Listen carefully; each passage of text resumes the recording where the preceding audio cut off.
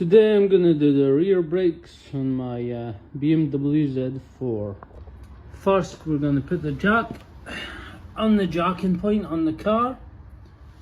Then we're gonna undo these wheel bolts. Then we're gonna jack up the car, and then we're gonna take the wheel off.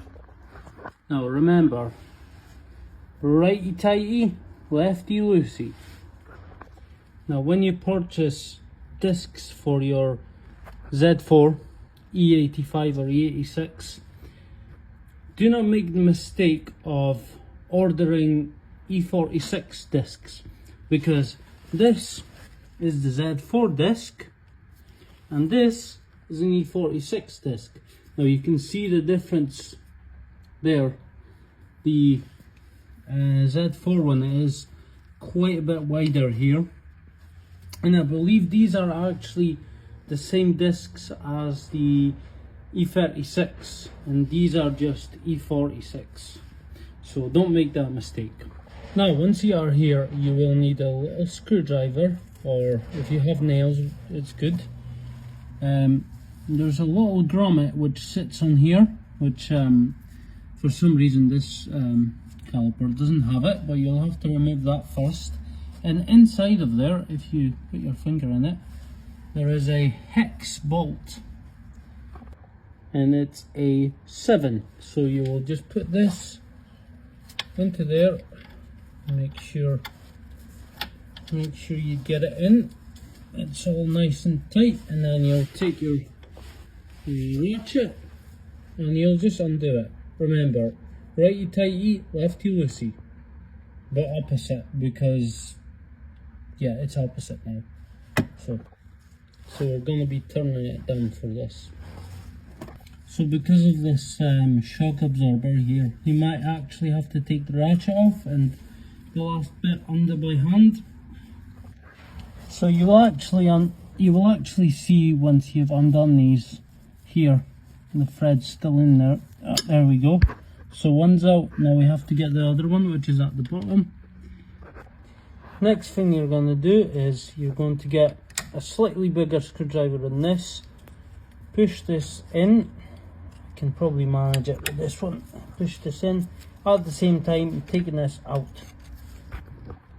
Now you can take your caliper off, but before you take your caliper off, it is probably best to squeeze the piston back in.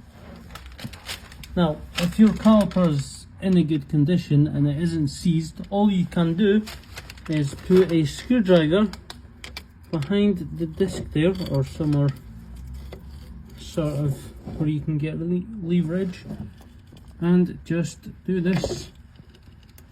See, and now that the cylinder's going back in, that's what we want. Now if you have a seized caliper, you might not be able to do that, and you might need the tool to rewind it back, or you might need to give it a few taps with a hammer on here so the caliper goes this way, but just make sure you don't damage anything. So now once we have our caliper off and it's just to the side, make sure you don't just throw it down, make sure it's sitting on something.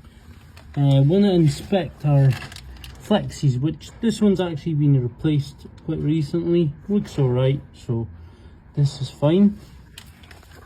Next step is going to be undoing these two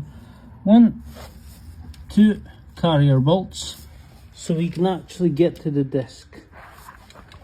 So these are actually a 16mm on this car. Now for this to be a little bit simpler and for the bolts to undo easier, I'm going to take a hammer, just give it a tap.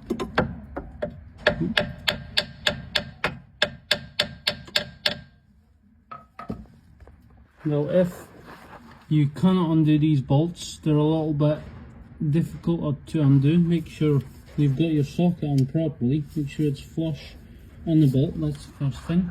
And if you still can't undo it and you don't want to smash your knuckles, get your hammer, and while holding the ratchet, just give it a little tap. Now I've got our bolts out, and we can just take this off.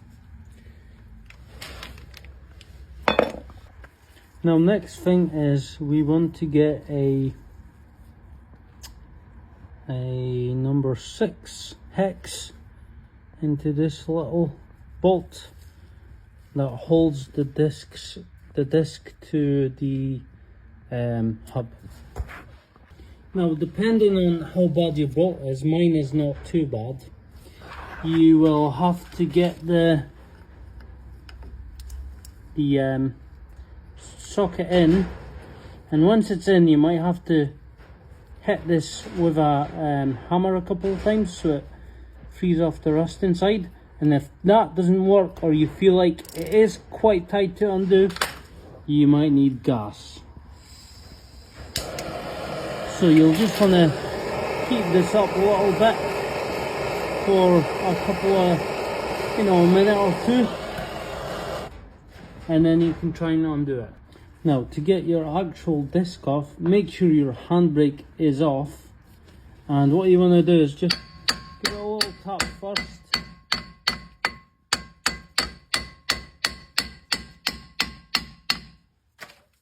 And eventually it will probably come off with 2 hands. So these shoes look okay-ish on this car, but the handbrake isn't actually catching. That spring looks a little bit weird. Not sure if it should be here. But what I'm going to do is spray a little bit of lubricant there on the threads. I'm going to adjust this out a little bit.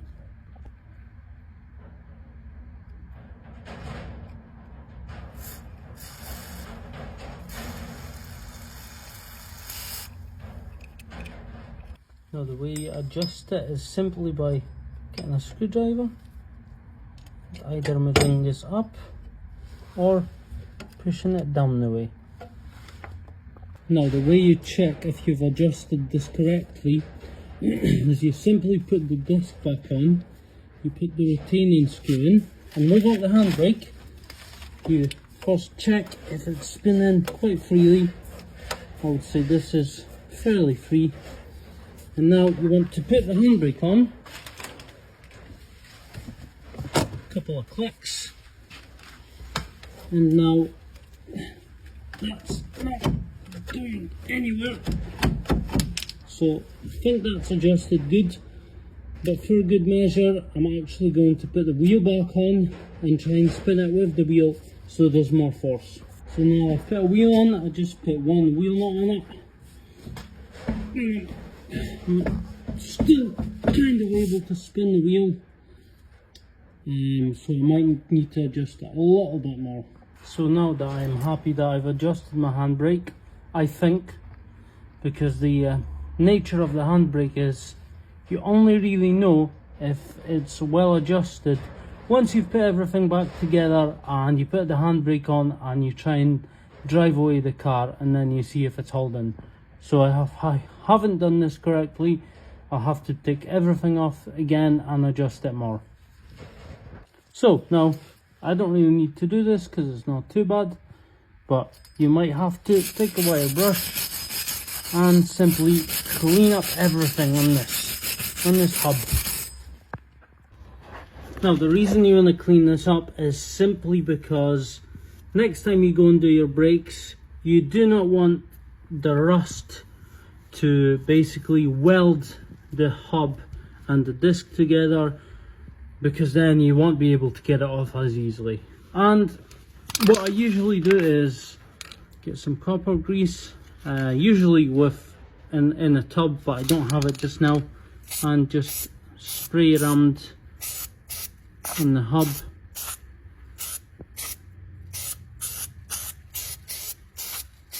Just so I know nothing is going to stick together.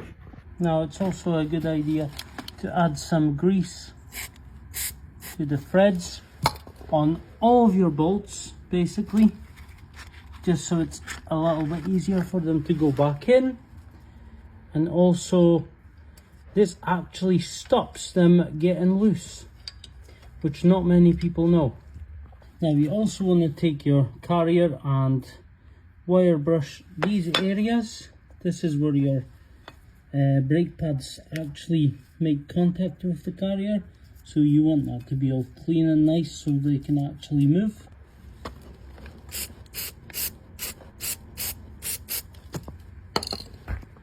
Now look at the difference between the old and the new pads. There is quite a big difference there in thickness. Sometimes these little bits are too wide and they don't want to go into the piston, so you might just need to get a pair of pliers and sort of gently squeeze them in a little bit so they actually fit and go in. Now these sliders actually look okay on my car, but if on your car they look a little bit corroded or just don't look the greatest, what you can do is, this is what I do usually, put them in the drill and just make sure you don't damage the threads. You've got to be really careful when you're tightening it. Just squeeze it only a tiny little bit. Now this is in. Take a little bit of sanding paper that's not too rough, put it on and just put the drill on so this spins round and you just clean it up. Now if they weren't too badly corroded, you just want to clean them up, this is all you need. Just a little bit of Scotch-Brite and then press the button. Look how shiny they look now, and they're very nice and smooth. Now do not put copper grease on these. Do not, for whatever reason, put copper grease on these, because copper grease will make these seize up and then it might mess up your caliper. This is what you need. Brake grease. Exactly what you need. It should be clear, and then just put it on, smear it on, and then put it back in. Now this is what we're looking for. It's nicely covered, evenly covered, and now you can put them back in. Now make sure you check all the bolts that they are tight. Don't over tighten these ones because you might pull out the thread, but make sure these ones are quite tight. So just check all these bolts, and then once you've done that, don't forget this clip. Also, you might feel as if the brakes are a little bit loose, and you might feel, oh, this pad's quite loose. Now the reason for this is because the piston is still completely in, so once you actually push the brake pedal, and you do need to pump it a few times for the brakes to settle, this should all be tight. And make sure you do pump the pedal before you drive the car, because if you don't and you have an automatic, you might just crash into something. Once you've done that, we'll put the wheel back on. Pump the brake a couple of times till it becomes hard. And there we go. And now everything should feel tight and we can put the wheel back on. I have also added copper grease onto the surface area so the wheel doesn't actually stick to the disc and it comes off again. And I've also put a little bit inside the holes for the bottle holes. And don't worry, your wheel will not fall off. If you actually tighten it properly, it will not fall off because of the grease. That's just stupid.